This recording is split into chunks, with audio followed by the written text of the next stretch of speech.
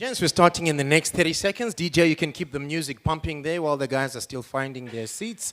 Can you keep the music running, Mr. DJ? So can I ask everyone to please try to find their seats? But of course, it's a cocktail dinner.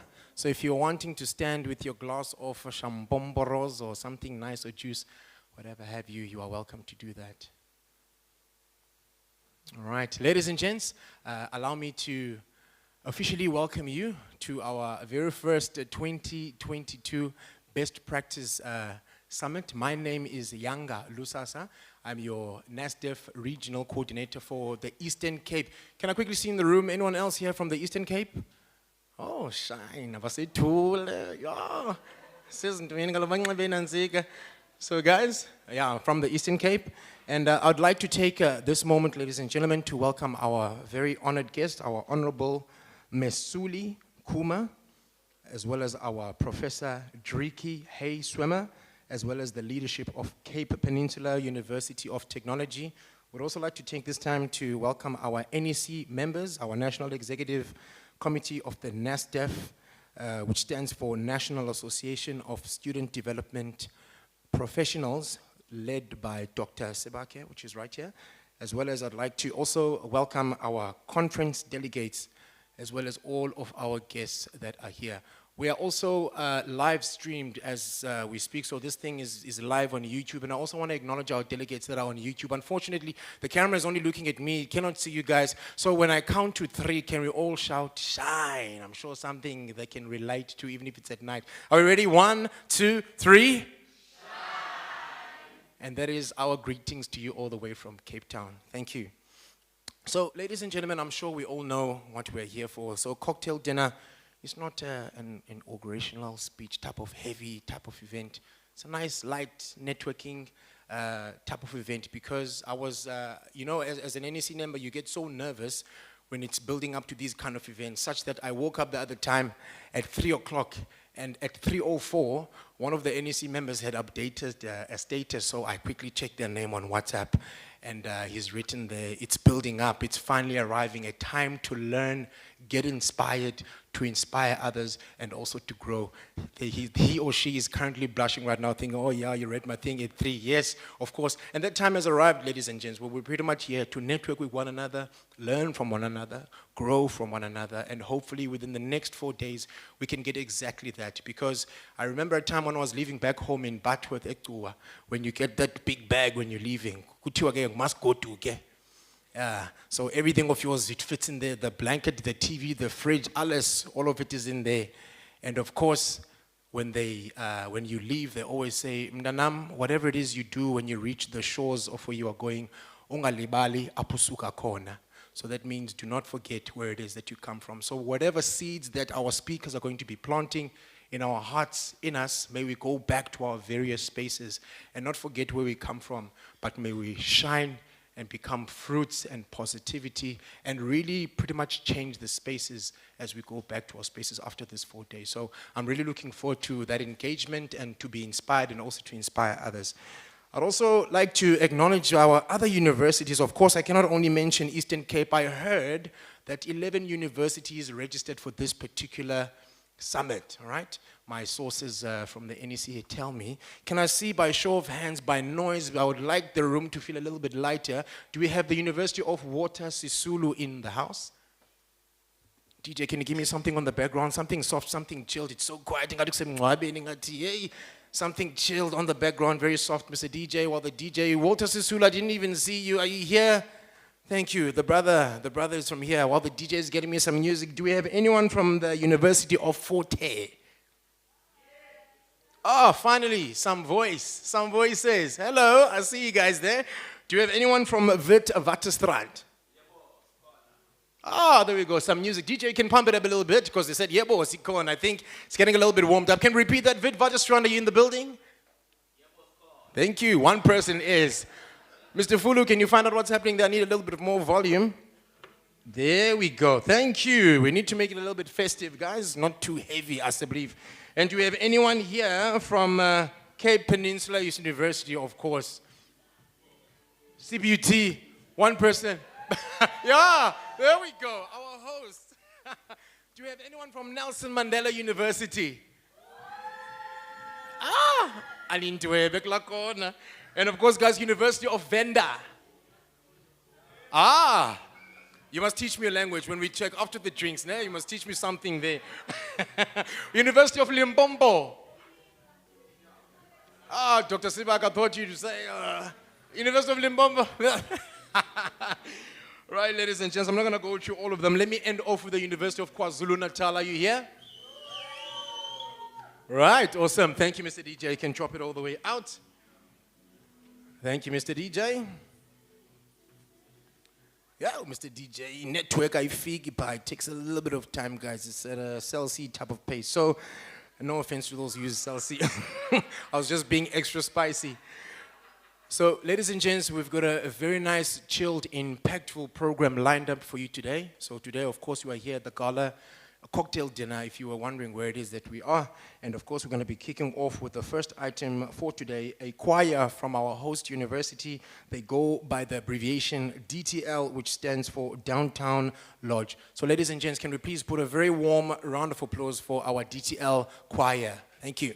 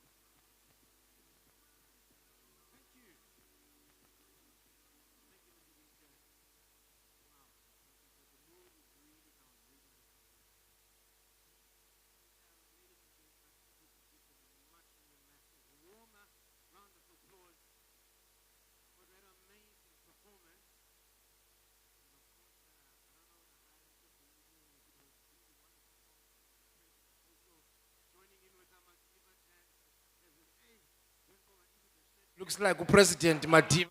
Okay, but we're not quite there, but the evening is picking up very, very lovely, and that's what we want.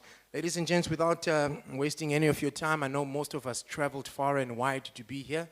So I hope indeed with the pace of the evening, you are indeed feeling welcomed and definitely loved. If it were my own house, I'd say you are absolutely welcome to take off your coats, not shoes, but yeah, feel comfortable.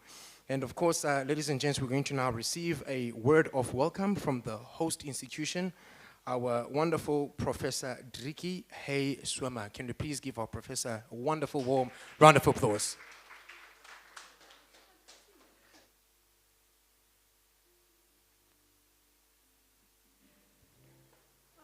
Good evening, everyone. It's really a privilege and an honor for me to do a word of welcome. I think I'm going to be very boring after this wonderful music that we had this earlier.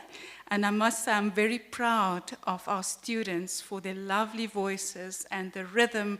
I sat there, but my feet were actually dancing. I wish I could sing my speech to you, because that would have actually go off much better than a formal speech. But nonetheless, I hope that you are all welcome by now in this lovely city. I hope that you had a swim. Did you? You were not so brave. Okay. So, Honourable Minister Masula Kama, I was very impressed when I met you earlier this evening to see how young you are.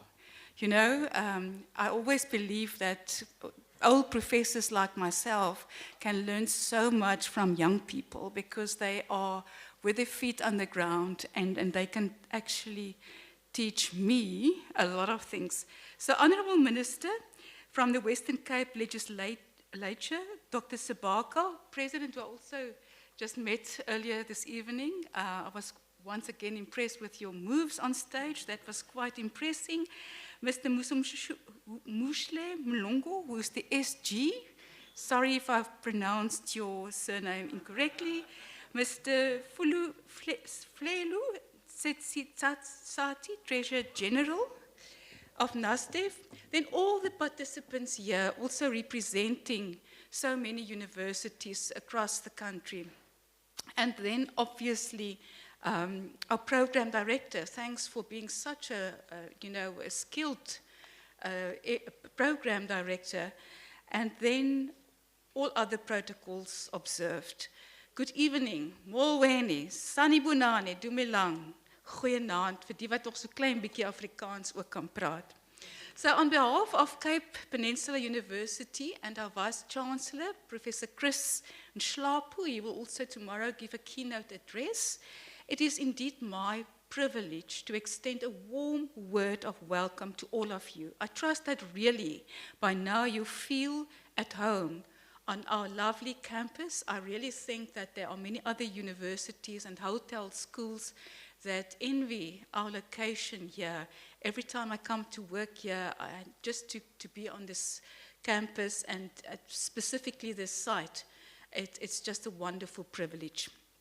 Allow me to say a few words of the importance of your summit and its focus. And I really studied everything that I could put my hand on to make sure that whatever I will say here tonight as part of my welcoming will also speak to the theme of the summit, and that it will have meaning for all of you, and that it will put you, on the road of thinking critically about the jobs, the roles that you are fulfilling in your respective universities. And I will come to that, why I'm saying that for me, it's really a very important summit. Now, first, I believe the sharing of best practices in student development is now more important and relevant than any before. And I think you will agree with me.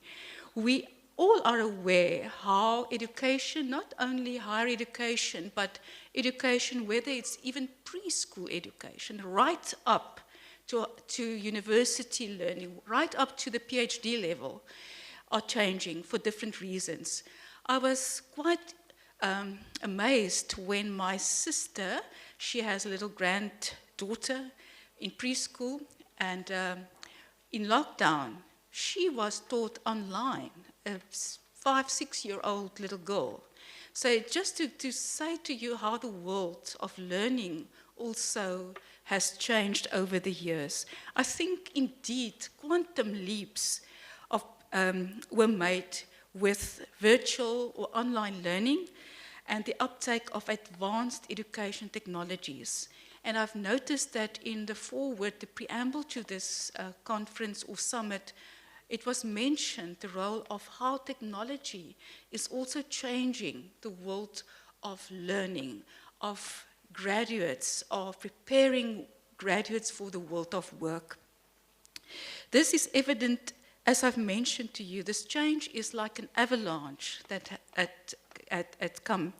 Lecturers in this time of COVID had to adopt their teaching methodologies with great speed, have learned to stream their lectures, to do online assessments, almost to become also actors, because today's learners don't want to listen like boring lecturers, professors like myself. They want people that can act, that can, make a noise, but are also entertaining and obviously have depth in terms of their knowledge.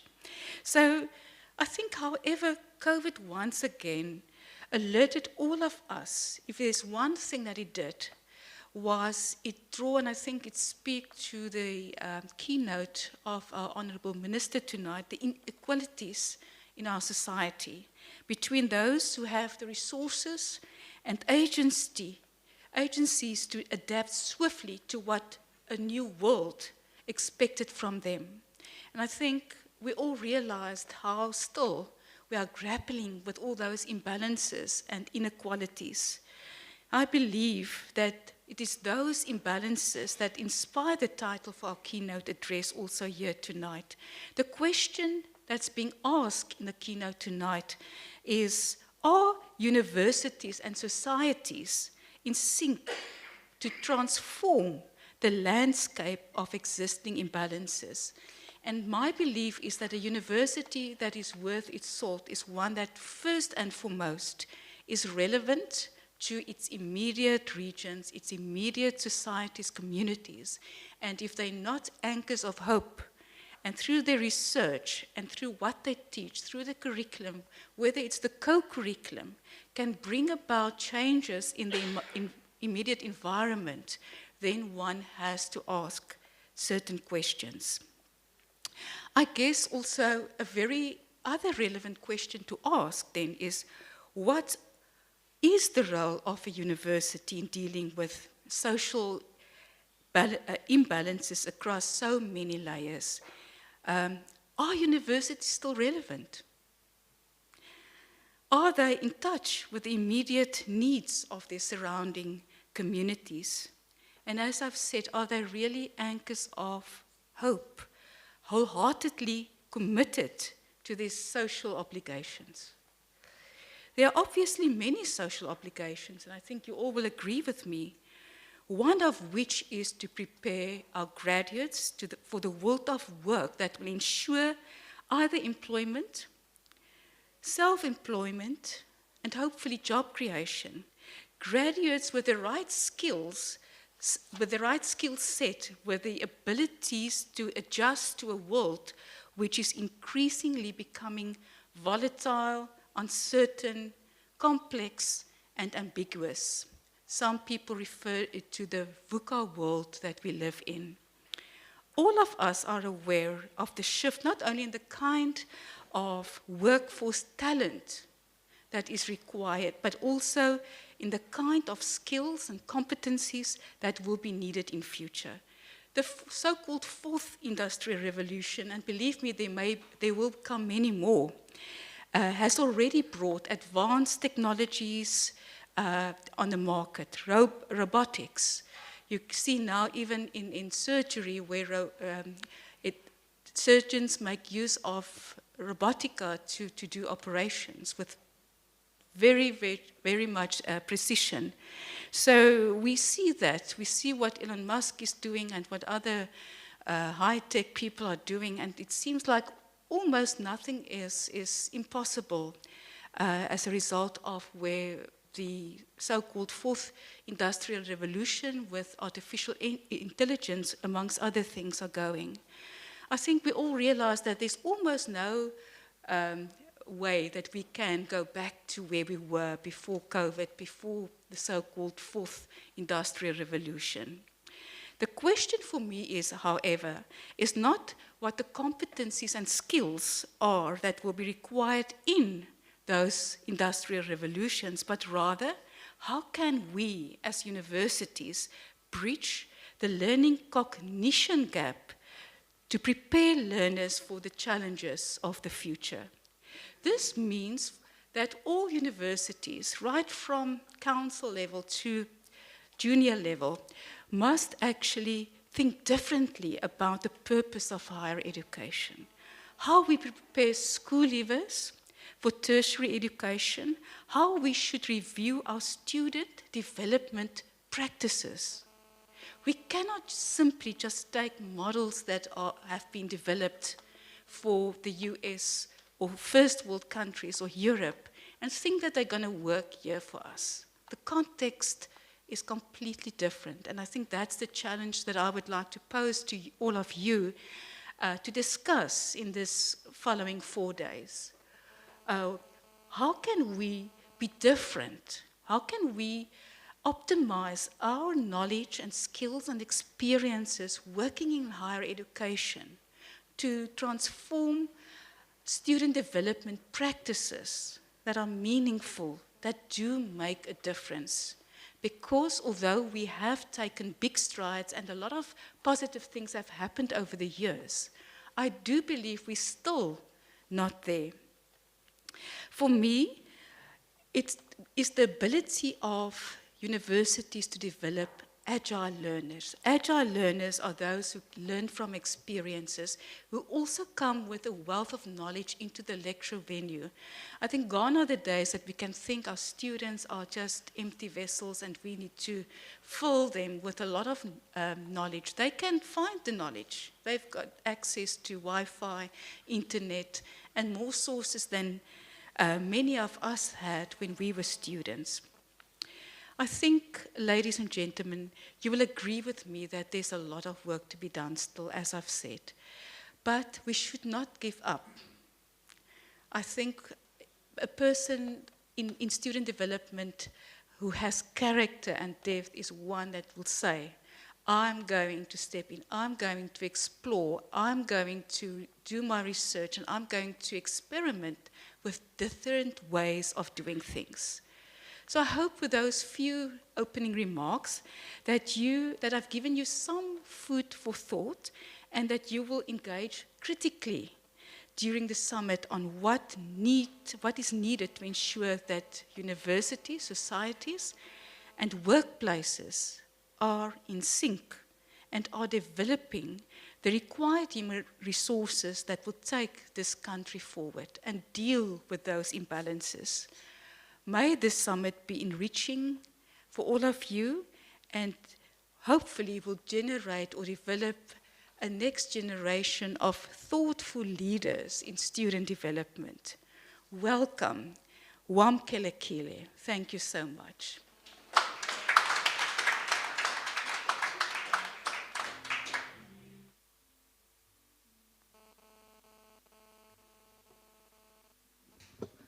Thank you very much to our Professor Triki Haiswema, our Executive Director in the Office of our Vice Chancellor, for those really heartwarming words. Especially a part that really touched me is when you said that may we use this summit as a vehicle that when we're going back in our various spaces, we can think critically about it, what it is that we can do to inspire and actually add value to the different landscape of higher education that has changed with the times that we're living in. So thank you very much, Prof. And ladies and gentlemen, still moving swiftly with the program. Next on the item now, we've got our NASDEV we've got our NASDEV presidential address. So if you can please give a very warm round of applause. I think I might do the dance that he did with the choir a little bit earlier on. But ladies and gentlemen, our president, Dr. Bernard Sibake, for presidential address. Thank you.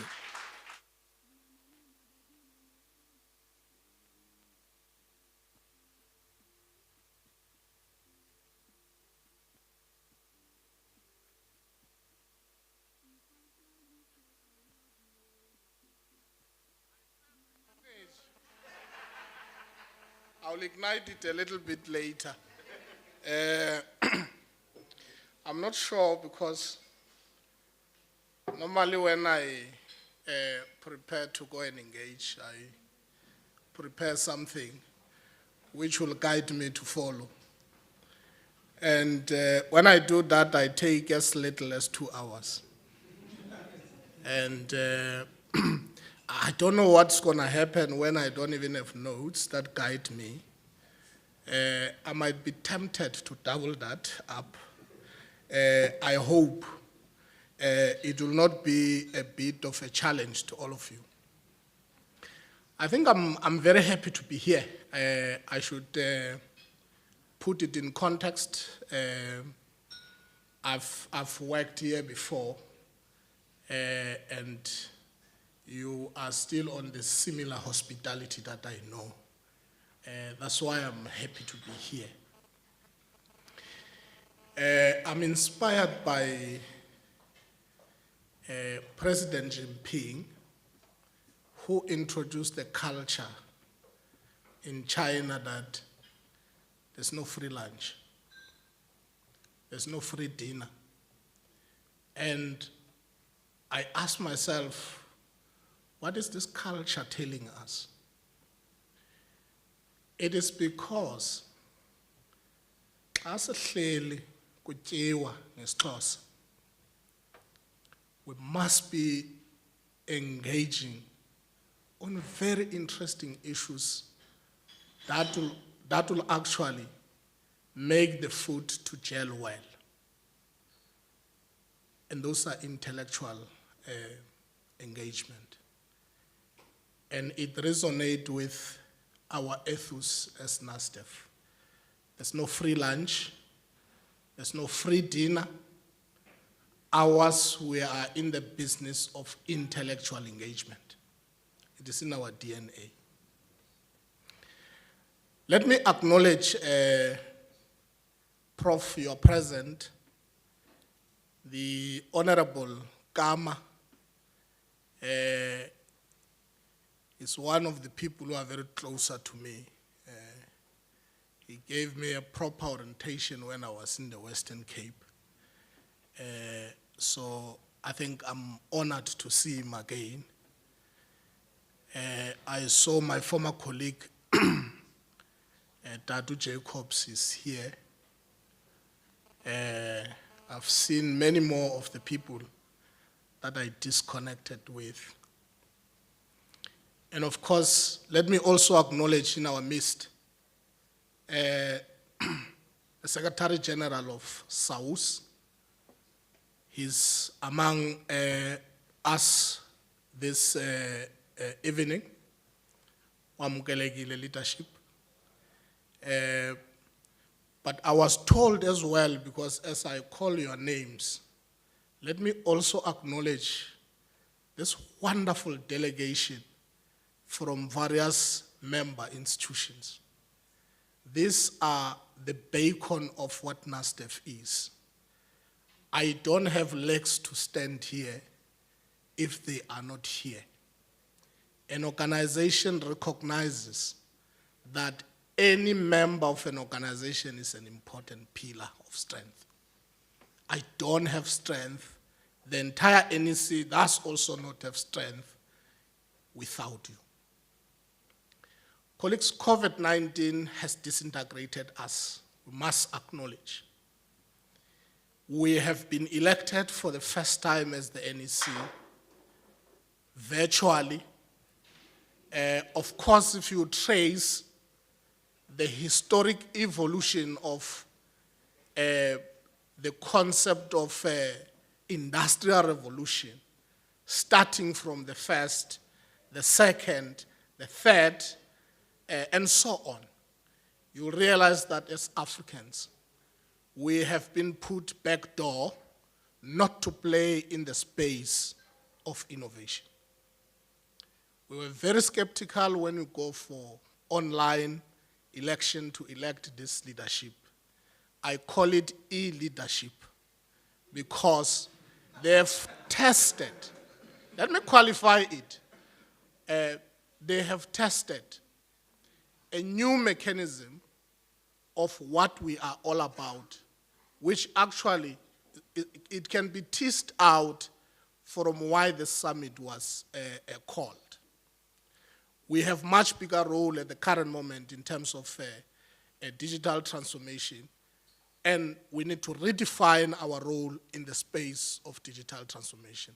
What does it mean for all of us as NASDEV, including the students that we've got the responsibility to nurture? What does it mean for them to be champion of the space digital transformation. What does it mean to be in the villages? We are living in an unequal society. Some of the universities are located there in the peri areas where we come from, in the villages. When we talk about digital transformation, what actually it means to us, when you have a university that, or a village that is really not getting as much connectivity as possible to the kind of work that we have to do as student affairs. This is the fundamental challenge that the summit wished to tease out.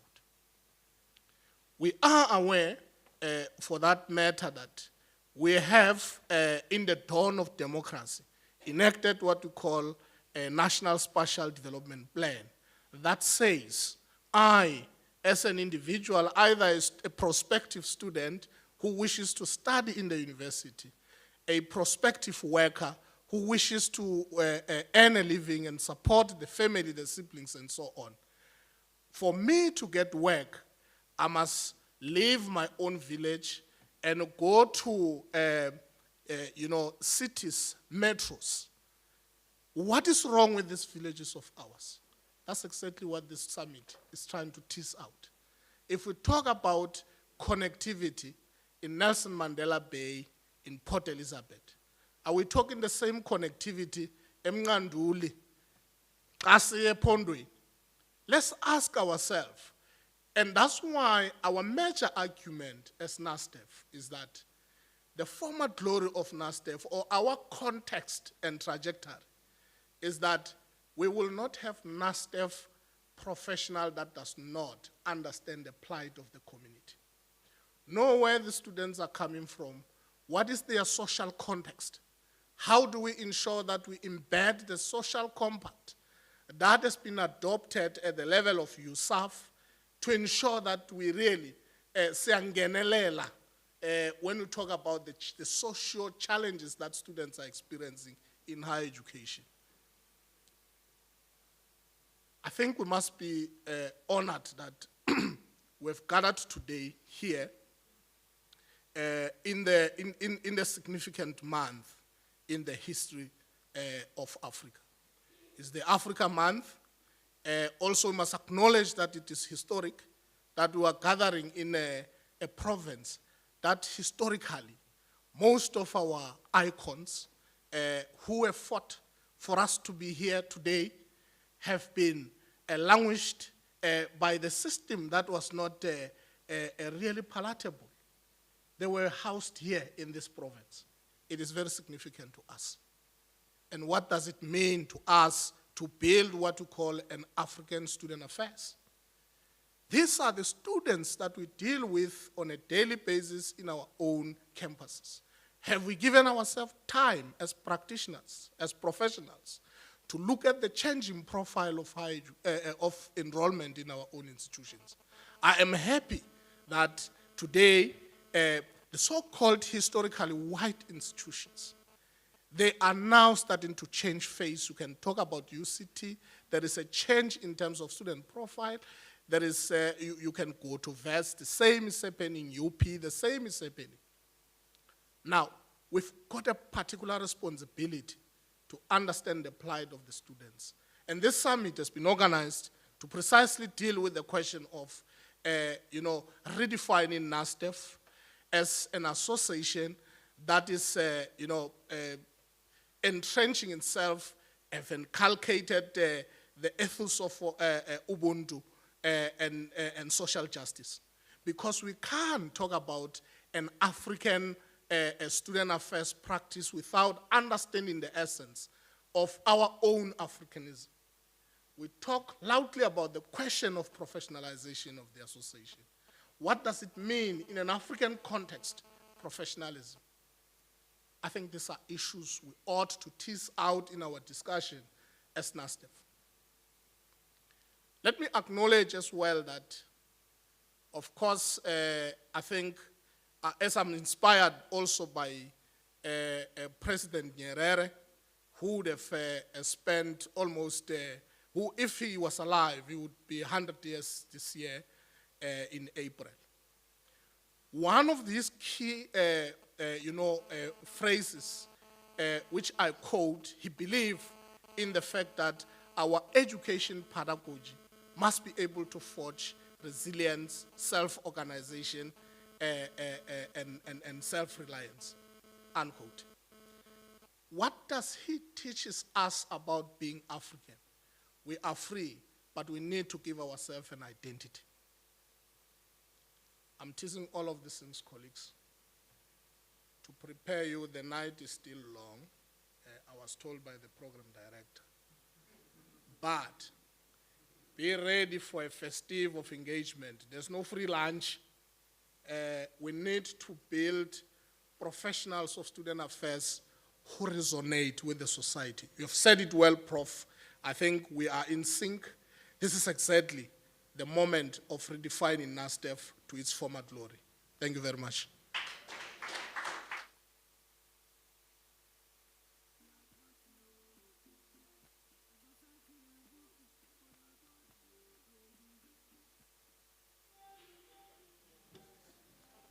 Thank you very much, President, for that very inspiring, very informative, and also a speech that when you listen to it and you look at the organization, you think to yourself, just 3 words, future is bright. So thank you very much. Can we please give another round of applause for our President, ladies and gentlemen, Dr. Bernard Sibak.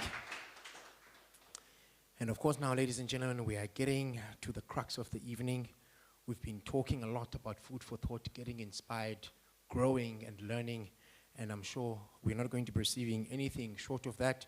But before we get to that crux of our event, I'd like to bring up our SG, our Secretary General, Mr. Mzumuhle Mhlongo, and he will be introducing our keynote speaker for tonight. Thank you. Mr. DJ, over to you.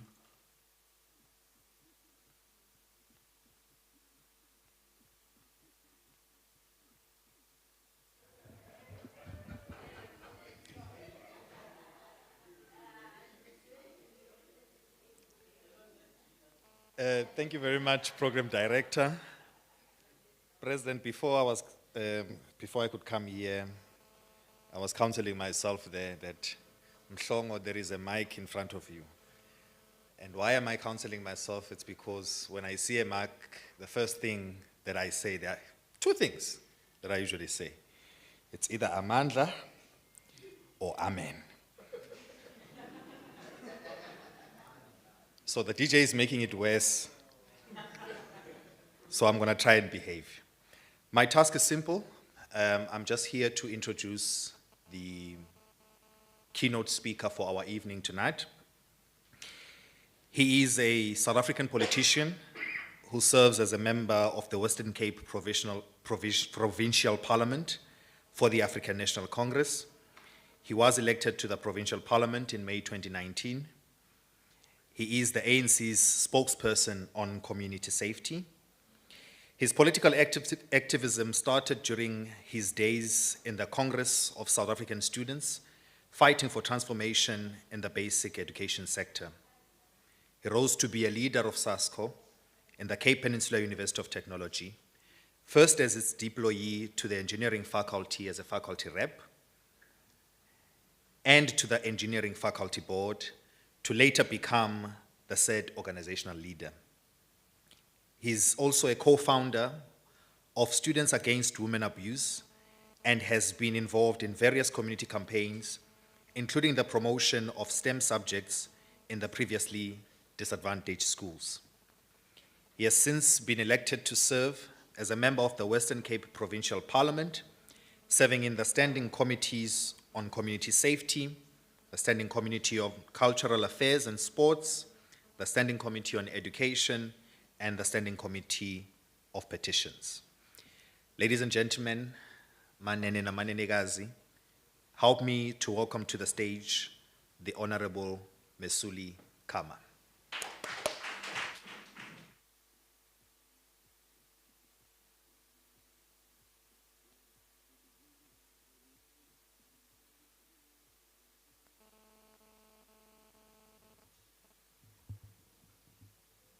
I hope I don't mess up this mic. because the reaction will be different because it would have been messed up by a politician.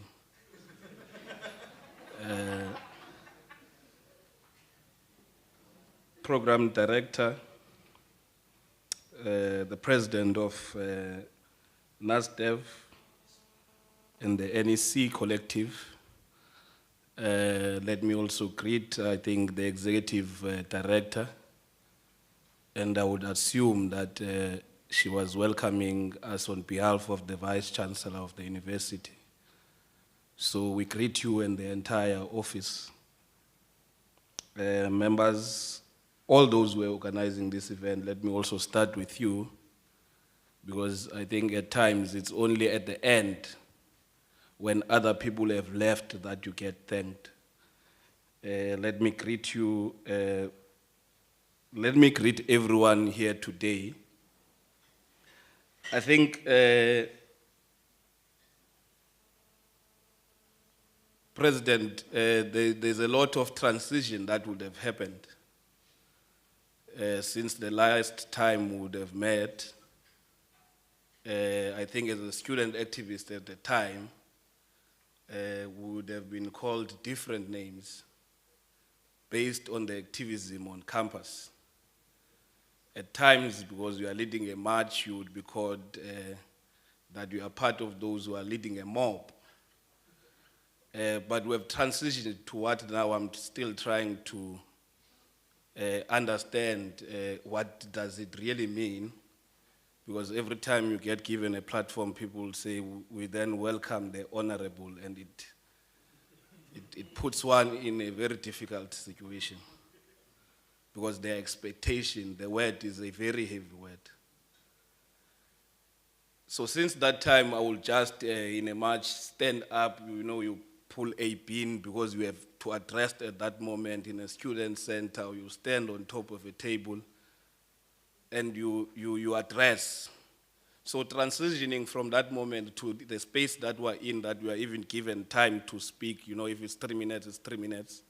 If they said a meeting is starting at 8, at 10 to 8, the bells ring to say you must be at least approaching your seat.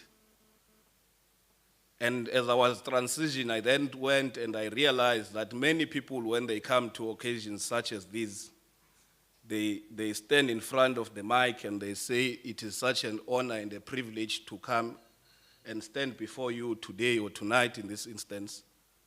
So let me also do so that at least you think I'm prepared. So let me also say it is such an honor and a privilege to stand before you tonight. But truly it is. It is, and I think the executive director and the president might have caucused, because the way they introduced the discussions make it a privileged platform to have, because the things they were raising are very important. I think allow me to extend fraternal greetings. Unlike you, President, I'm going to read from this paper. So allow me to extend these greetings, and I think one last point that one needs to make is that I was confused coming here, President, very much confused. I think I have changed the speech from the day we talked about this occasion 8 times. Now, as I was sitting there, I was changing the speech again. I think you would have realized that I'm carrying a pen and paper, because we're called here into a cocktail fest. And a cocktail, we're just standing like this. I'm also carrying a glass of champagne, if it's champagne. But when I looked at the topic, I was like, whoa, what's happening here?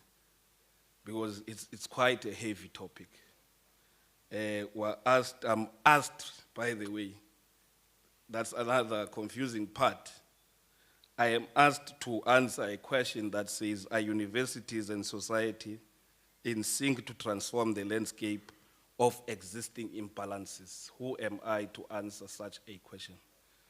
I won't even attempt to do that, President, because I think it would need a collective from different sectors of our society to really attempt to answer that question. But I can say what we do moving forward will determine whether are universities in sync with societies to transform the landscape of existing imbalances. I think if I were to ask here and people would be, and I say this without fear of any contradictions, if I were to ask and people answer honestly as to how many of us have a constitution somewhere, some will say, I think I have it. Some don't know where it is. Or those who know, because at least we have our phones, we can just Google and get it. But you only Google it because you are doing something at work and it has to do with a particular section of the Constitution. And I think here you are here and South Africans gather in different corners from different sectors, having summits now and again. I can tell you there's nothing, President, that we are going to discuss in this conference of NASDEV, and I'm not trying to, pull you down as you were hyped up by the President. But I'm saying there's probably nothing that we're going to discuss which has not been discussed in a certain corner of this country. And I think it's because, and it partly answers this question, it's because we're doing things in silos. People will go meet there, discuss this, others go meet, discuss it in different angles. It's not wrong, but we never meet to actually say this is where we're going. So I wanted to, in this particular instance, I think read from the preamble. I think even those who have the Constitution, they are reading it. How many have read the preamble word to word? Or when last did you read the preamble of the Constitution of this country? Because all of you are saying you are here to discuss development. I think that's one word that you find in many conferences. You are here to discuss development, whatever development that you want to discuss. You want things to change. You want to keep up with the pace that the world is going on. That's what you want to do. But reality is that if we were to do it, we can do it in different corners, but if we were to do it guided by the same principle, we can go far. So the preamble of this constitution, I hope I won't waste your time because I am happy that in the program there's nothing, President, that talks about food. Because you would have been judged based on where you stand between you and the food, But the preamble of the country says in the Constitution that we, the people of South Africa, recognize the injustices of our past, honor those who have suffered for justice and freedom in our land, respect those who have worked to build and develop our country, and believes that South Africa belongs to all who live in it, united in our diversity. We therefore, through our freely elected representatives, adopt this constitution as the supreme law of the Republic, so as to. I think that's where it becomes important. And if whatever we're doing is outside the points that are following, that's why we'll remain in summits and come back, revisit the resolutions of the summit and go back again. Perhaps maybe change the venue. One time we do it in the north, the other time we do it in the beautiful city of Cape Town. On a different platform, President, we can talk about the city of Cape Town and what you see here and what you might see just over the railway line. But it's a different discussion for another day. But this constitution says so as to heal the divisions of the past and establish a society based on democratic values, social justice, and fundamental human rights. To lay the foundations for a democratic and open society in which government is based on the will of the people and every citizen is equally protected by law. 3, improve the quality of life of all citizens and free the potential of each person, and build a united and democratic South Africa able to take its rightful place as a sovereign state in the family of nations. So I think this must guide whatever that we are trying to do. But what one will attempt to do, I think you'll realize when we get to the end of this presentation. I think the foreword in the document that was circulated is a program of this summit. The president, I think even in the input here, is telling in terms of the agenda of the summit and kind of resolutions we ought to arrive at. In 2019, I think the president mentioned this, that the world was visited by a novel coronavirus. In March 2020, South Africa and the Western Cape recorded first cases of the virus, and what followed after is known to all of us. And the world is yet to recover from the ripple effects of the pandemic. The developed countries felt the impact, but it was even worse in the poor countries.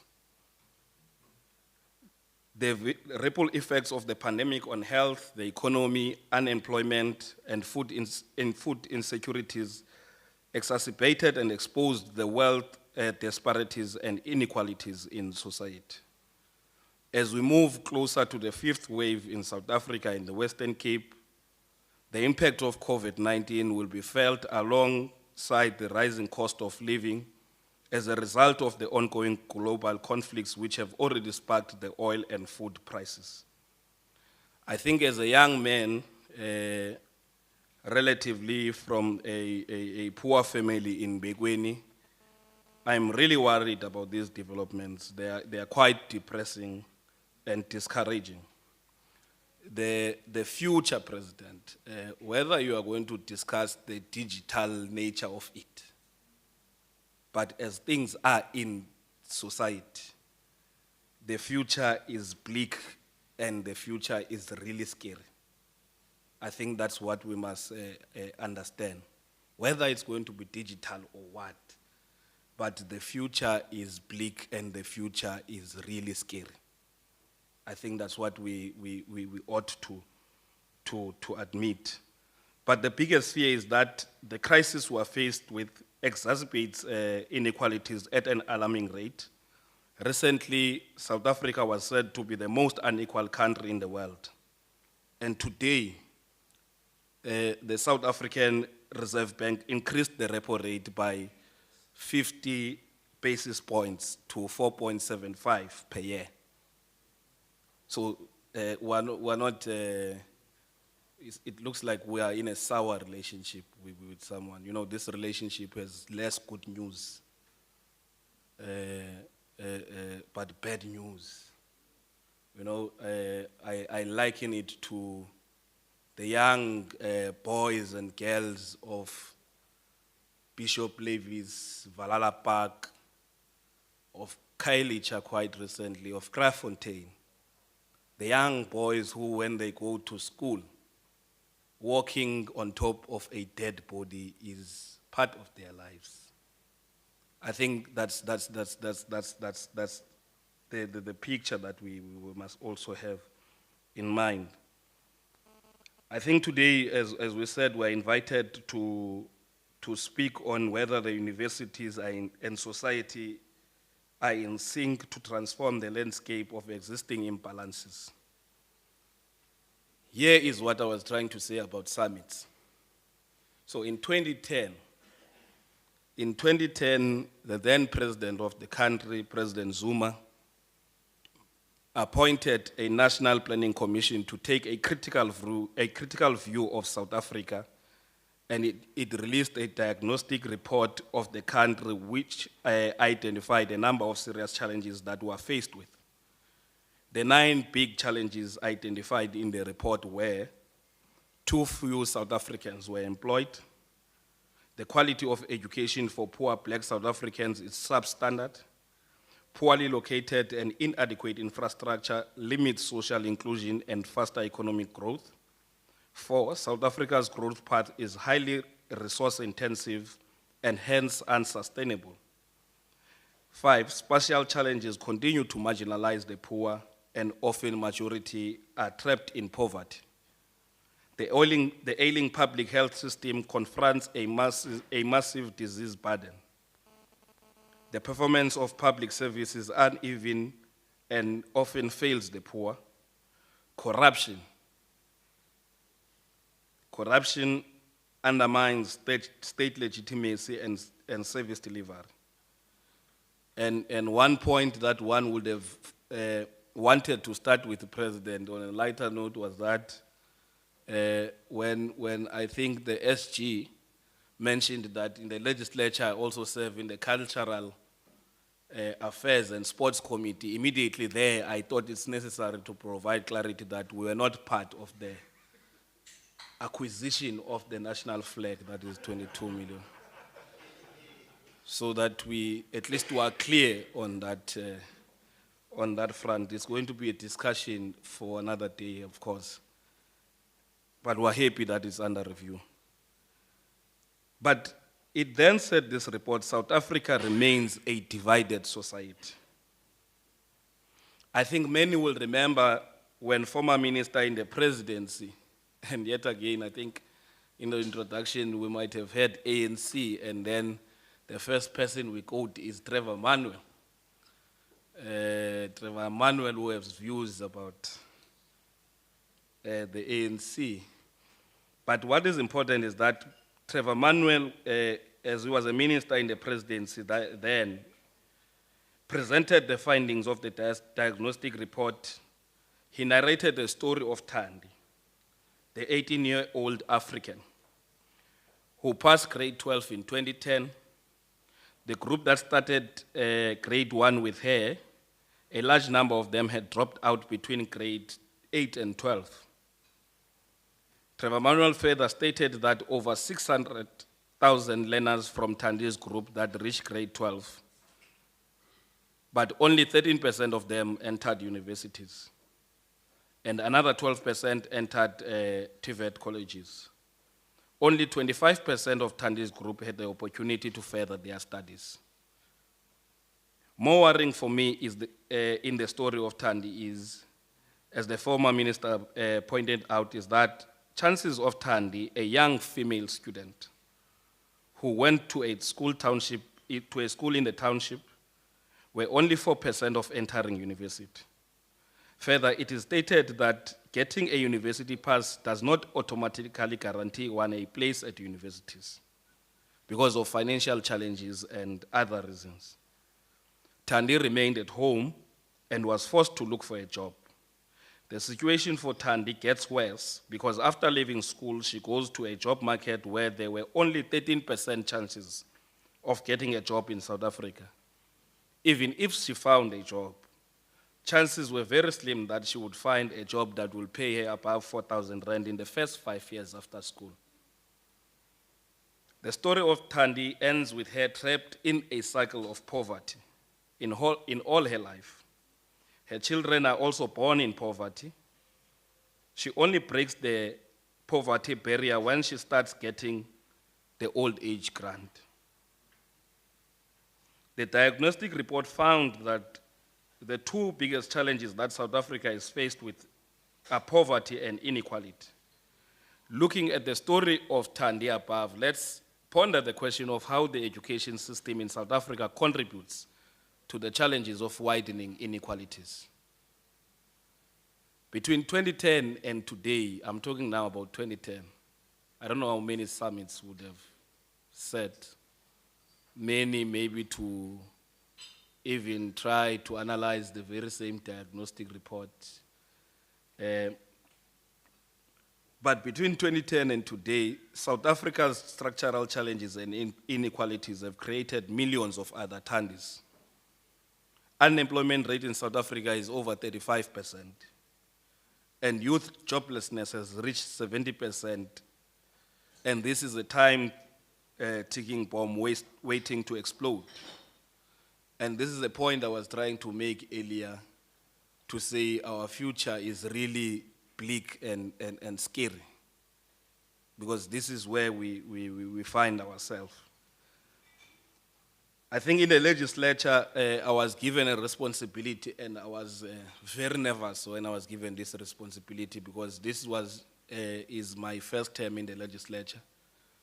And we know Western Cape about crime. I'm sure people from other provinces think that when you get to Mitchell's Plain, people are shooting each other even now because of how it's painted, you know, that you would think that there's a war happening now.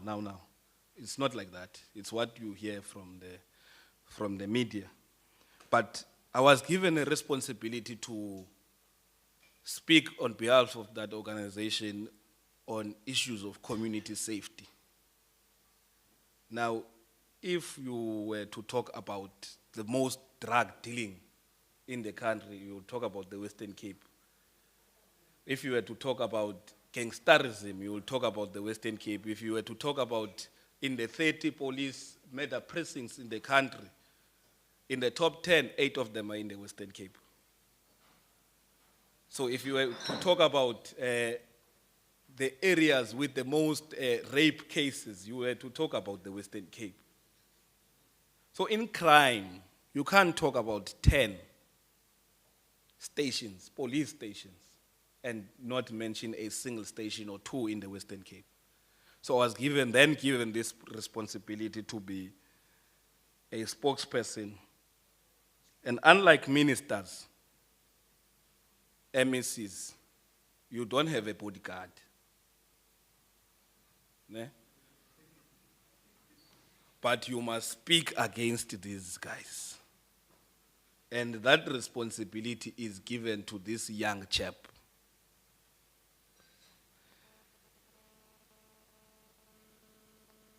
But I think even many would have read the news.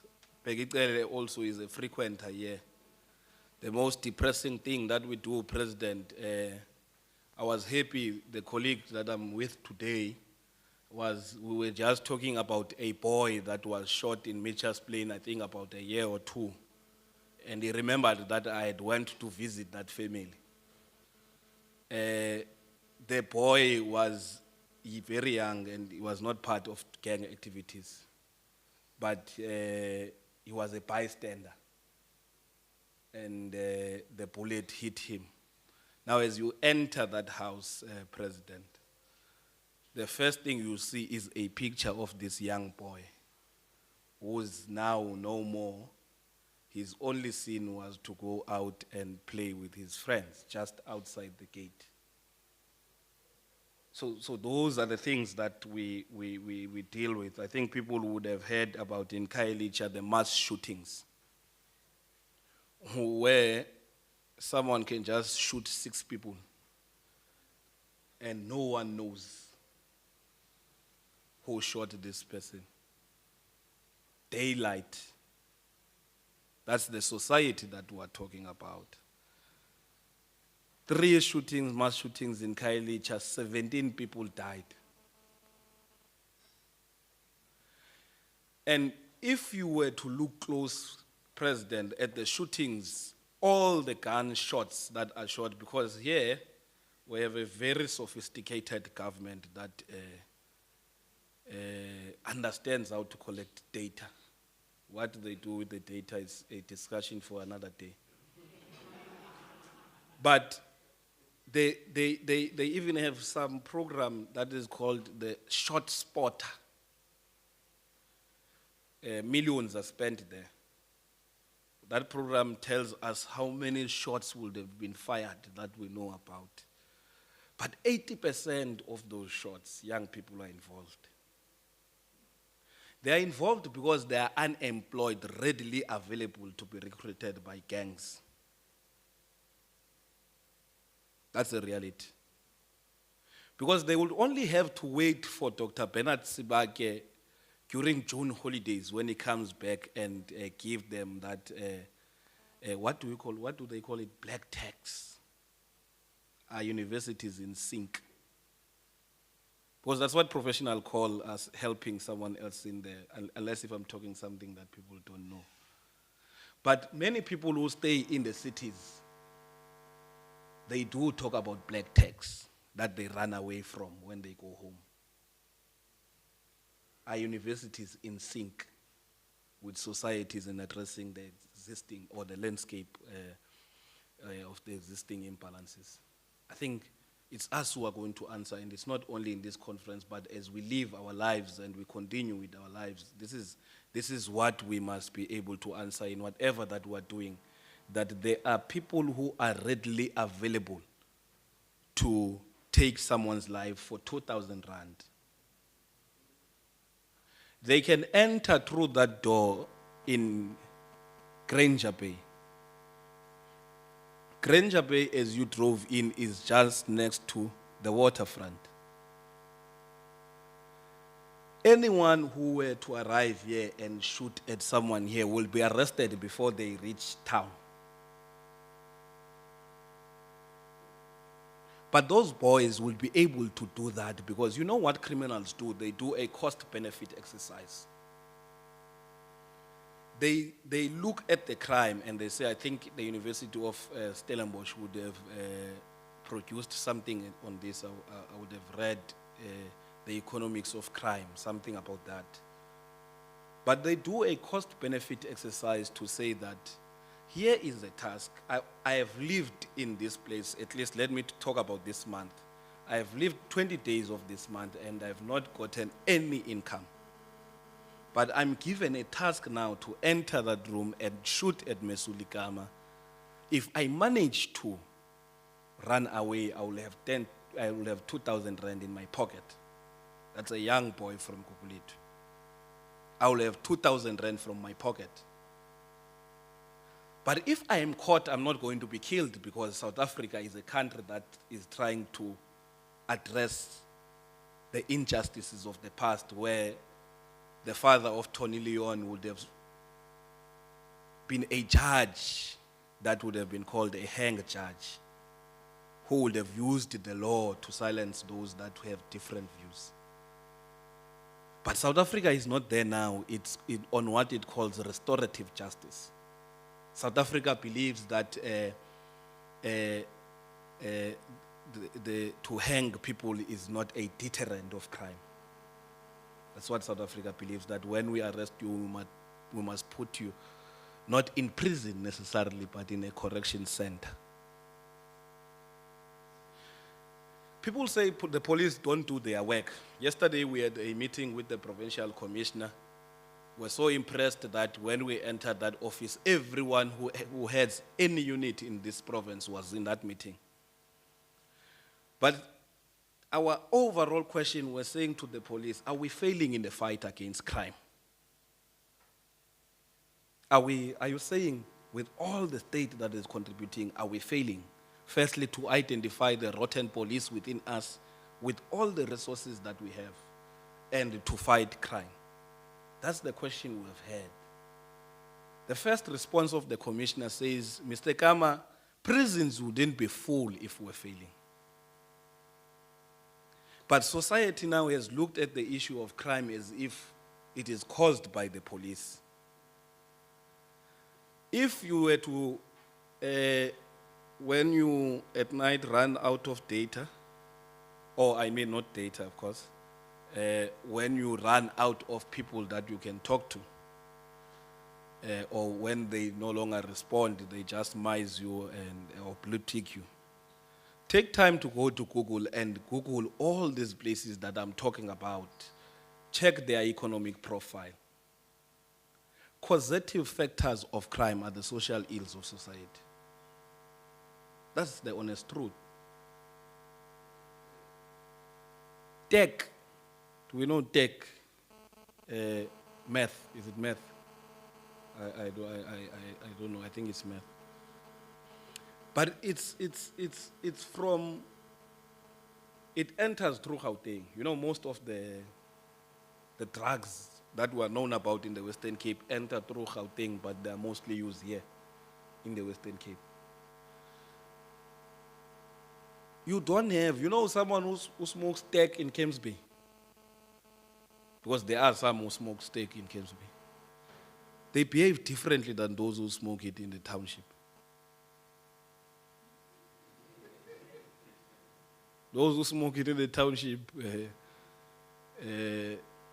if you are away from a week and it's only them at home, you won't come back with your belongings still intact.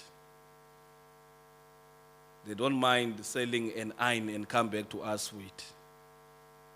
Because there is no economic activity there. Those people are hungry and that makes them not to sleep.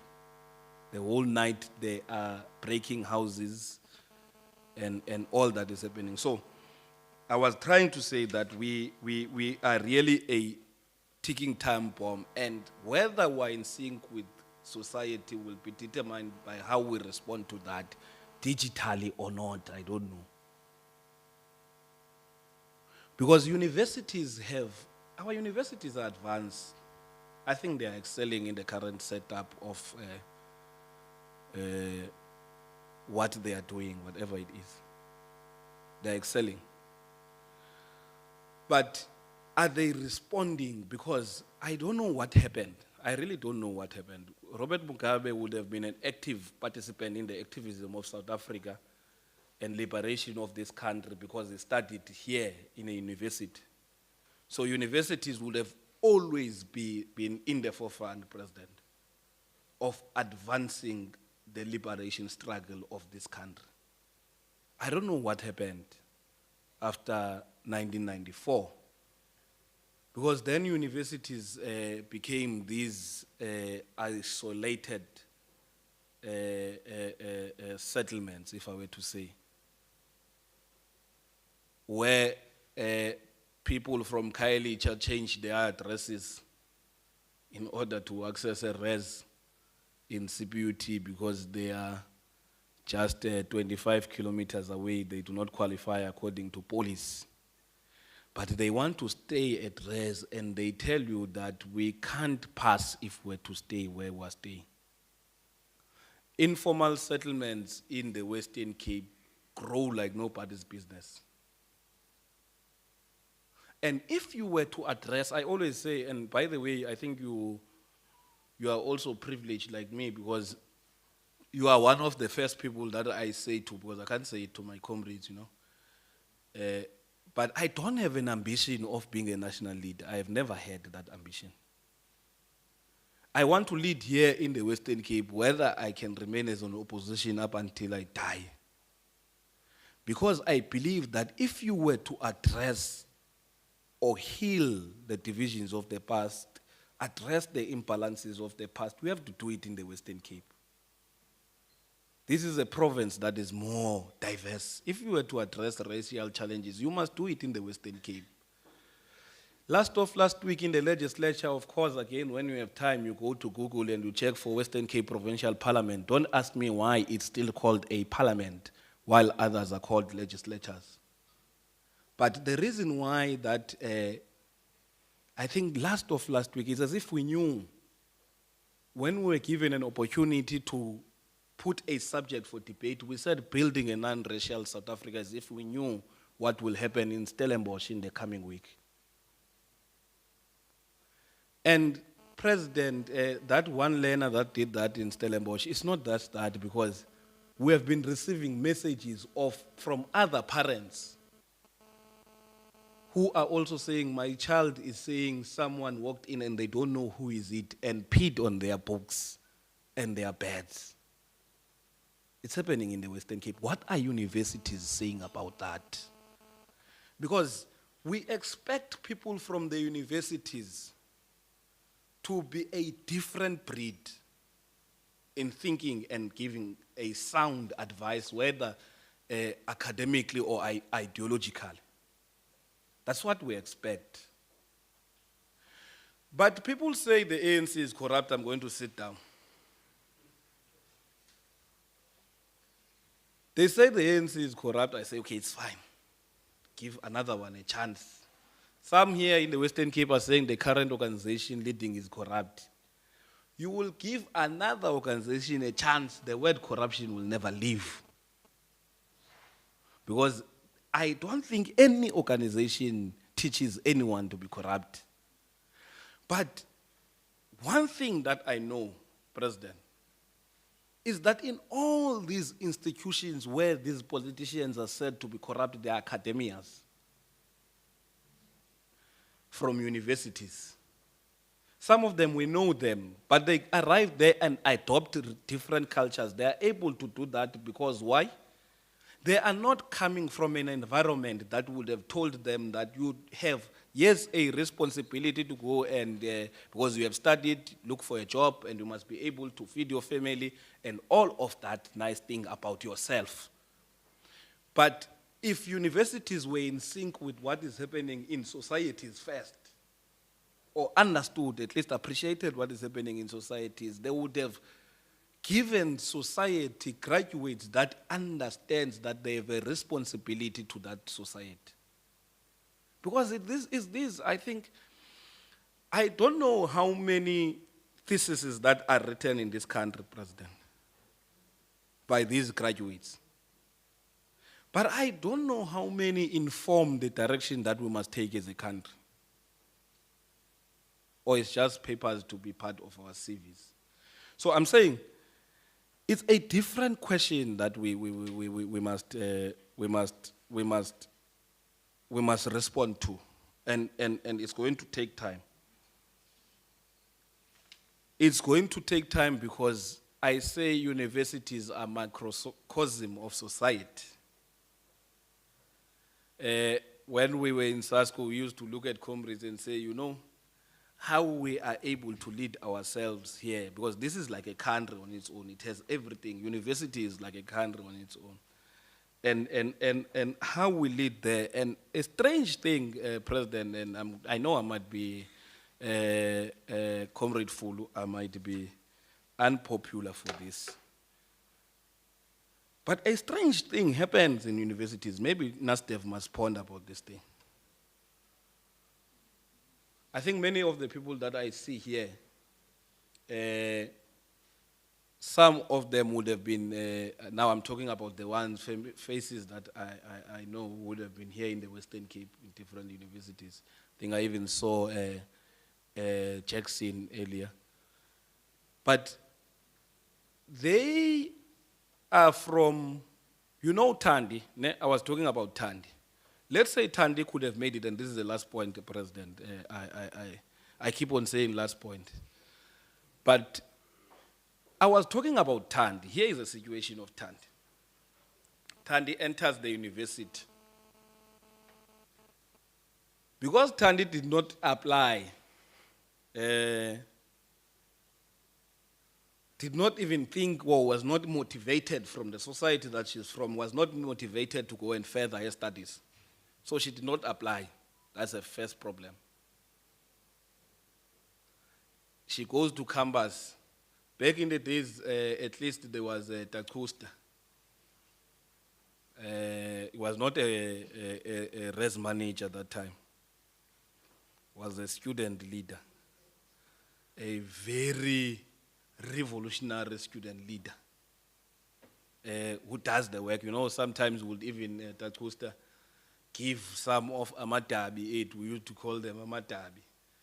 Ukonde ingathi uTaxusta uyahamba pha kula khona elidabi manje linyengeleze kuye kuze liwela. Ne? Now this Thandi must first spend 3 weeks on campus from that society. Spends 3 weeks, 2 months in other cases up until March, in other cases up until April. And extended registration, then she finally registers. Now Thandi must move from that point of coming to campus, meet a student leader that will say, no, I have tabled your issue. That time they don't even know where are your results. No, the HOD is dealing with the matter. It's just that the meeting in the morning. Thandi must get from that 1.8 money to come to the university every day of the week as if she has a place to study for 2 months. You know, leaders don't even have the decency of saying, no, come next week. Come tomorrow. They know nothing would have happened tomorrow. In actual fact, they were told by a vice chancellor that is Dr. Prince Nebutalo. that is not going to happen. They were told, they know that they were told it's not going to happen, but Thandi must come back now and again. Thandi finally registers. Thandi does not do well in the first semester because firstly Thandi had to navigate with the environment. She entered a room full of computers and people are busy. They say to her, take your mouse. The mouse, they must tell what is a mouse. Here is a mouse next to the keypad. Take the mouse and right click on my computer on the screen. She literally takes the mouse and right click on the screen. Well, she does not know.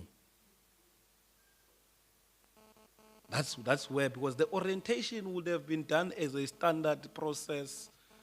Same thing now and again, but it's done for those who have fortunately passed earlier and were there on the first day. And because academians must continue with the academic program, but there is that Thandi. Thandi goes to class, competes with Betty. Firstly, Thandi came, did not know what she's going to study. She went into a course that was available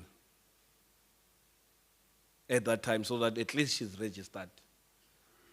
Betty goes to study electrical engineering because her father has shares in one of the big companies that do work with ESCOM. So she knows why she's there. And Betty has the tools of trades. So what we're talking about in terms of the inequalities and the imbalances is even happening there on campus.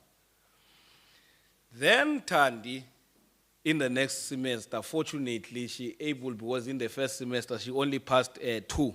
So in the next semester, she must do the other 4 because she only passed computer skills and what is that other subjects of writing CVs? She passed the other subject, and then she did not pass these ones that are important in this course that are prerequisites of the other subjects. So she must, in the next semester, do these 4. She does the 4 and she passes others, but fails others. And in the next semester, Thandi can only register for 2 subjects. Thandi registers for 2 subjects. But the res department in the same university, Takusta, says you can't stay at res if you are registered for only 2 subjects. And Thandi can't register for another subject. The academic program does not allow. So Thandi, you are excluded from res.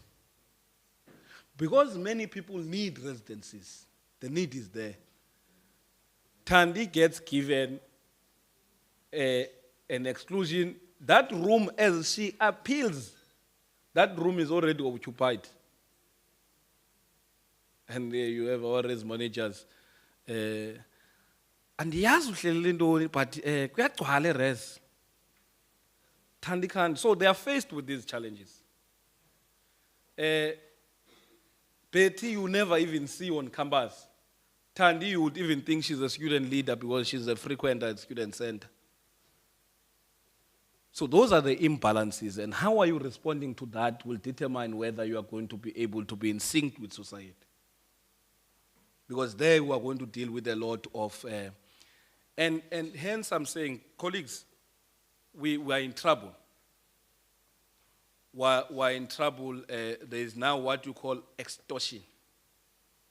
People that want protection fees. They have the same modus operandi in all areas. If they have not yet reached your area, they are coming.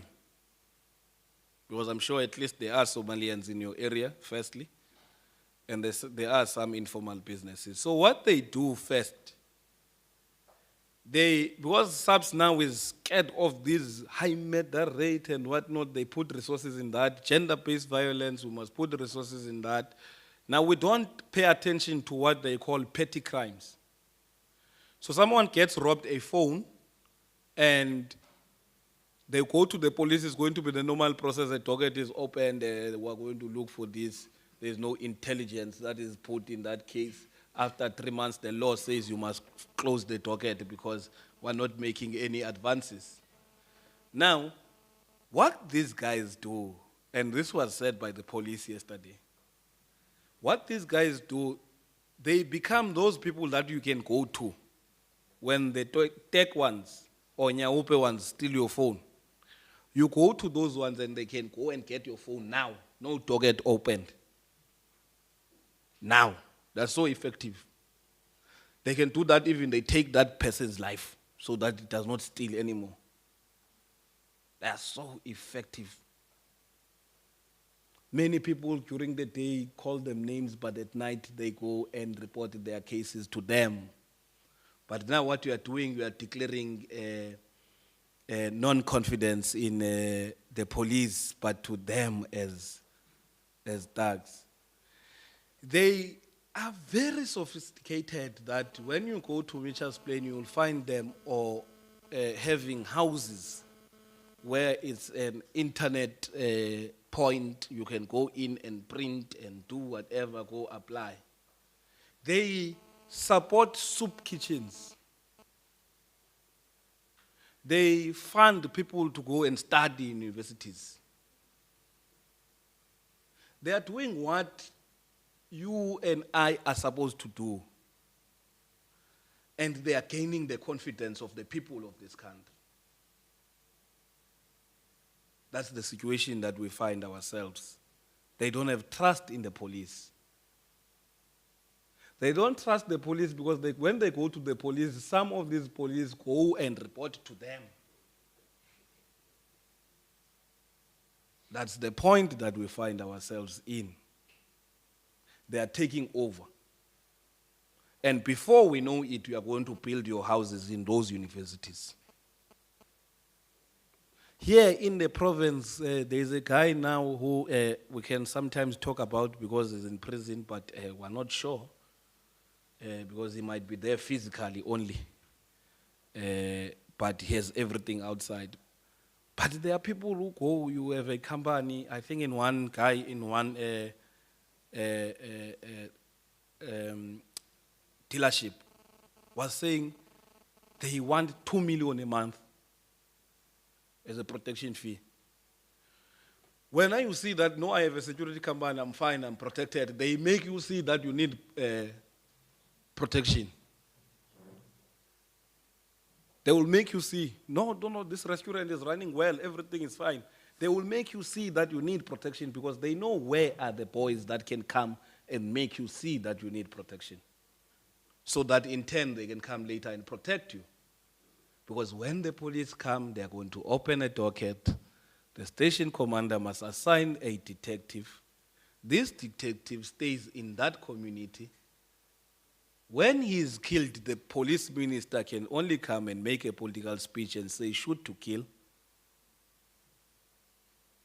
That's the honest reality of where we find ourselves. And no government, no police alone will be able to respond to that challenge.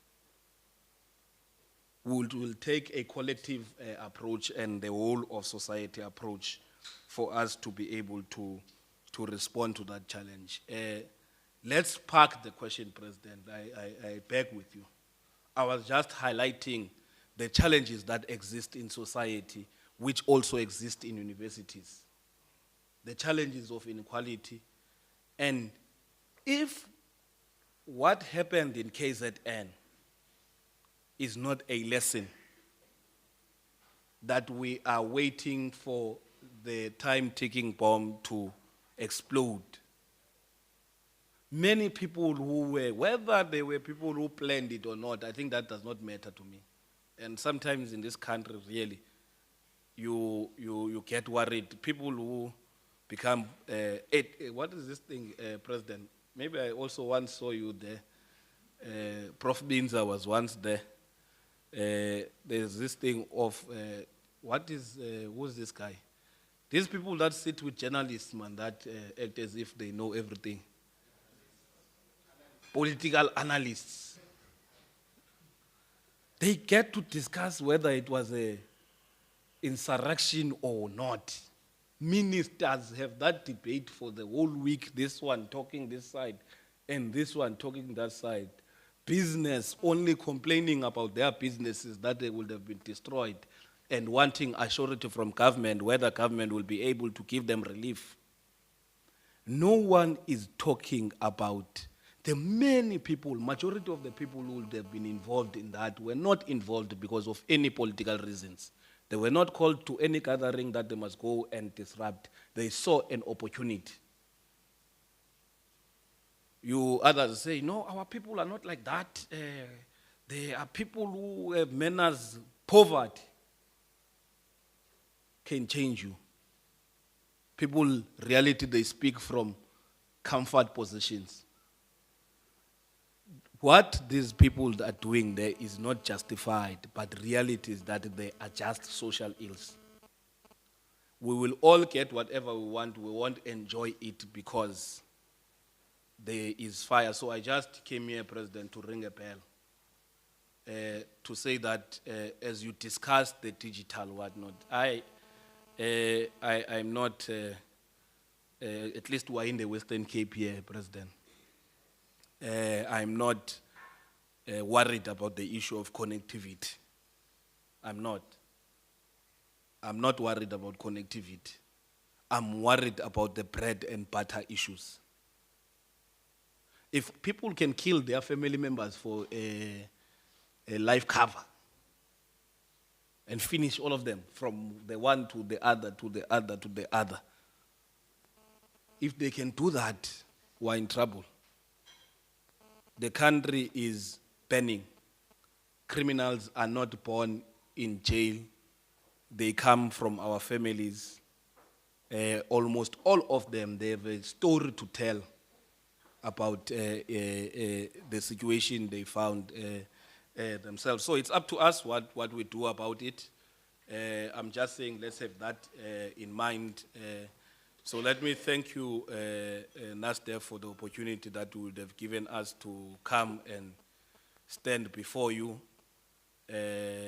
ugly as we are, because I think there's one mistake we have never made, to think that we are beautiful such that we deserve to stand in front of the important people like yourselves. We have never made that mistake. But I think we have a role to play. Let's think about what role can we play to change the situation that we find ourselves in the Western Cape. And trust me, I have not seen anyone from the media other than this camera.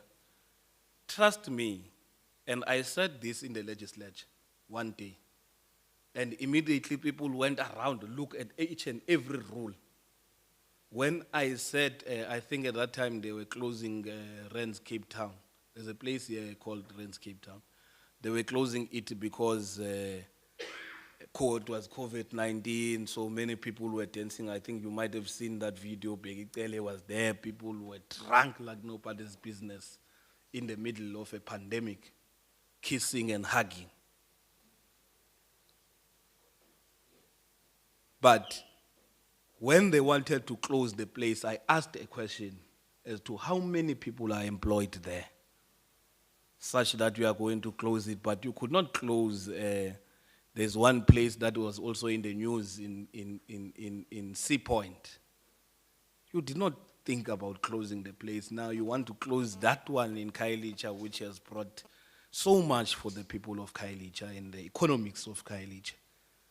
And I said there, young people of the Western Cape, mobilize yourselves, and I'm going to be the first one to join you. Because no one struggled in this country so that we can be elected to be representatives. No one. Not even the constitution that many people want to be smart and talk against. Because this constitution, as I was reading it, the first point it makes in the preamble is that it must assist us to heal the divisions of the past and respond to the injustices that would have happened. So it talks about that. So once again, I might be one of those who are going to join young people of this province when they become crazy, because I will never stand against the people of the Western Cape, regardless of their economic position. The Western Cape contributes in the national GDP, President, through agriculture alone, 58 billion rands every year. But if you were to go there and see the people who are working in those farms,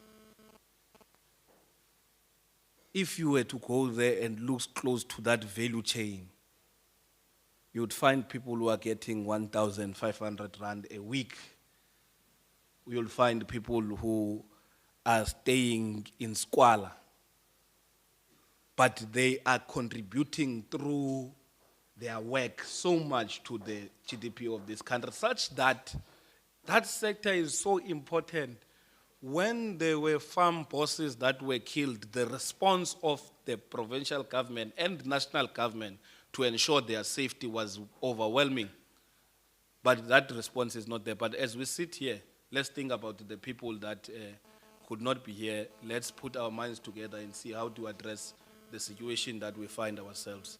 There's a time-ticking bomb, and it's going to explode. Thank you very much, President.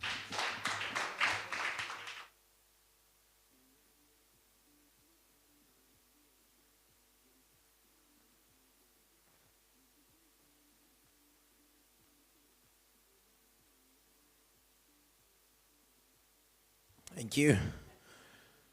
Thank you very much to our keynote speaker, Honorable Masuli Kema, on that wonderful justice you did to the title of Our Universities and Societies in Sync to Transformation of the Landscape with the Existing Imbalances. And of course, with that very wonderful speech, of course, if it was a PDF, I would have definitely highlighted the part whereby we don't work as silos, but we work as unity, because I'm reminded of a quote as we were speaking that united we stand and divided we fall. Are there any Liverpool supporters here? The football club? No. Because I just wanted to take a quote from them, the Liverpool supporters, that says, "You never walk alone." So may, after we are done with this, we be people that never walk alone. We work together to make this positive change. Right, ladies and gents, we are really close to the end of the program. Do we have anyone from TUT here? I didn't mention TUT earlier. Twane, Kause girl, when the mask is out, DJ, can you play some music, please? Hey, it sounds funeralish here. Any jam? Sissy, please come up front with a black mask. No, I'm not going to ask you to do anything. TUT, anyone wants to represent TUT? Can you come up front? TUT, anyone from TUT? Hey, Aksenzima. Twana University, anyone from TUT? Thank you, Sissy. Can we give her a massive round of applause, I believe? Sis Delcy, where are you? Oh, Sis Delcy. Hi, DJ, pump it up. You're late. DJ, can you pump it up? Yes.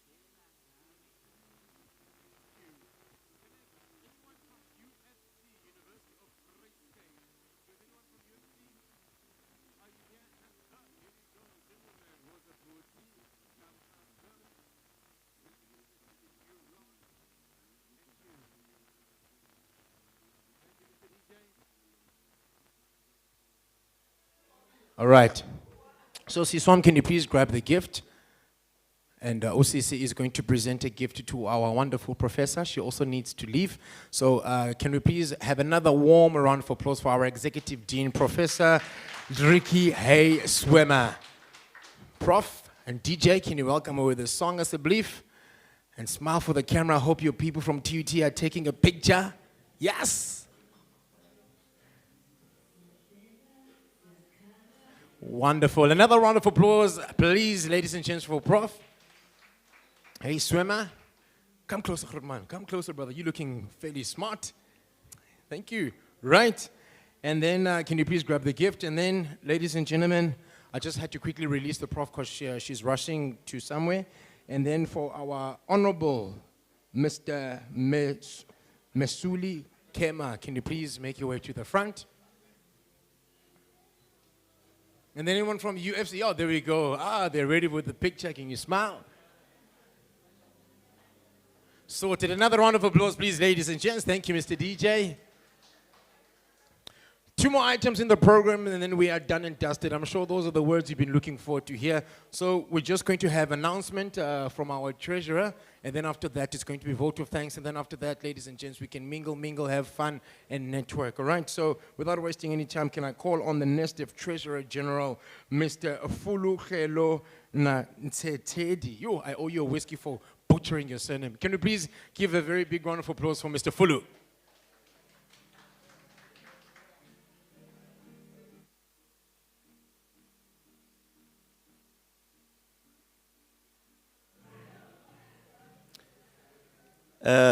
Thank you very much. Thank you, colleagues. Mine is very easy and simple, no speech. Tomorrow morning, we are starting at 8 o'clock. So let's keep the time so that we finish in time. Colleagues will realize that on the sides we've got tables.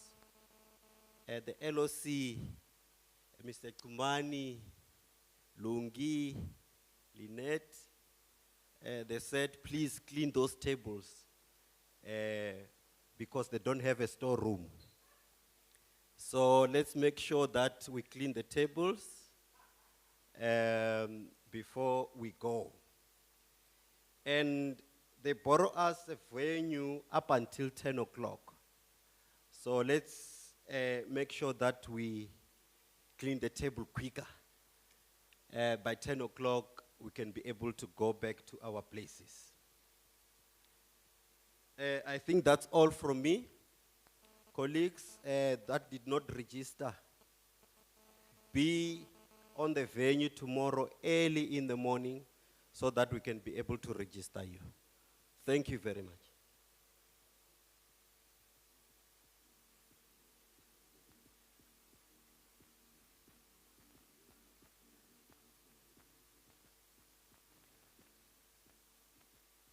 Thank you, Mr. DJ. Thank you, Mr. Fulu. Very useful announcement. So I hope we heard, ladies and gentlemen, 10 o'clock is the hour where we're going to make it happen, and it has to end after that. And without wasting, I wish I had that glass thing that goes cling, cling, cling, cling, because I think things are getting nice, barry like there at the corner. But in any case, let me use this time to call on Sis Delcy, our NASDEV project officer. Sis Delcy, over to you.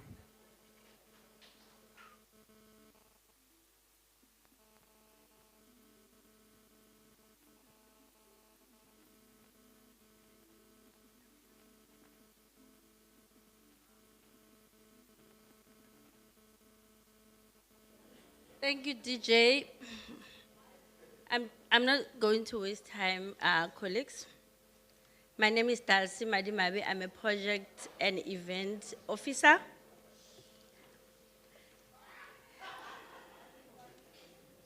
Lishonile zihlobo, molweni sanbonani, dumelang, dimatekwani, lochani, imadiambua, mutsibua ana monate, habari za jioni, goeie naand.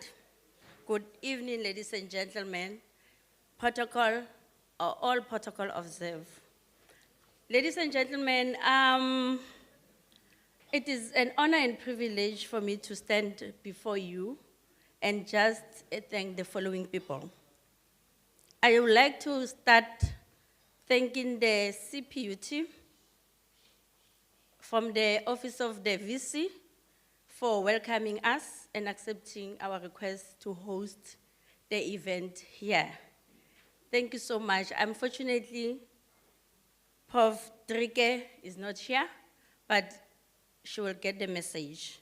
And Prof. Drike, his swimmer has given us a very powerful task as NASDEV and said we must make sure that we engage because our universities, they don't have meaning regarding what is happening.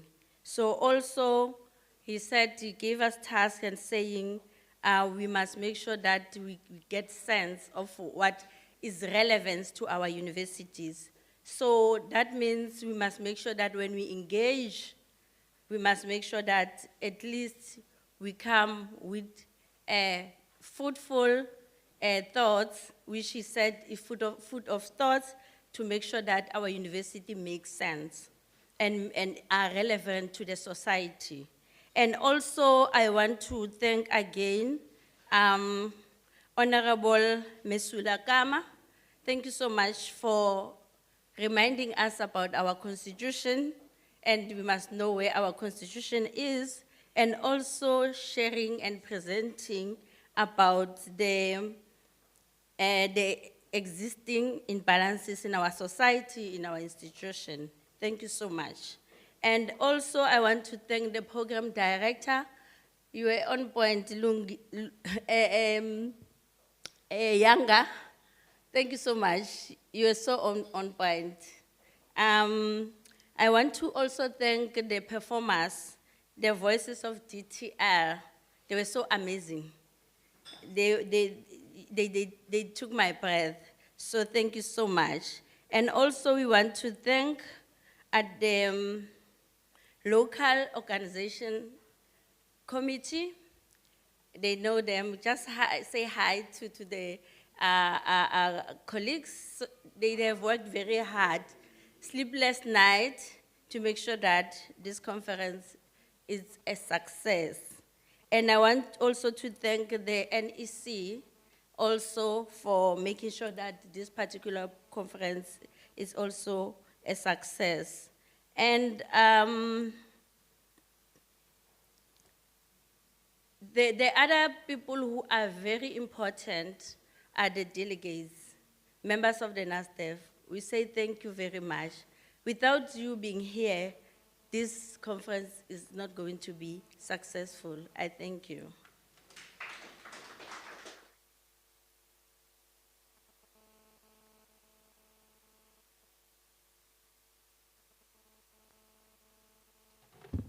Okay.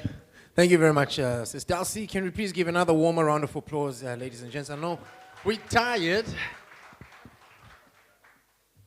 Ladies and gentlemen, and of course that concludes our cocktail dinner for today. But of course you heard from the announcement, we're going off until 10 o'clock from my side.